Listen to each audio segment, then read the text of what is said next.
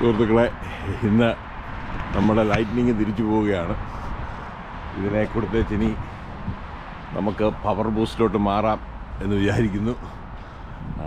ഇന്നത്തോടെ നമ്മുടെ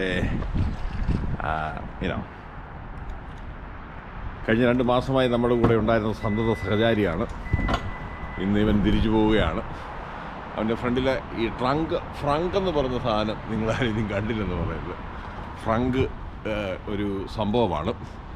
so frunk ഇങ്ങനെ അടക്കുകയും പൊക്കുകയും ചെയ്യാവുന്നൊരു സാധനമാണ്. ഇവനെ ഇന്ന് തിരിച്ചു കൊടുത്തേച്ച് വേണം പുതിയ ഒരു പവർ ബൂസ്റ്റിലേക്ക് പോവുകയാണ്. പവർ ബൂസ്റ്റ് എടുത്തതിന് ശേഷം വീണ്ടും കാണുന്നതായിരിക്കും.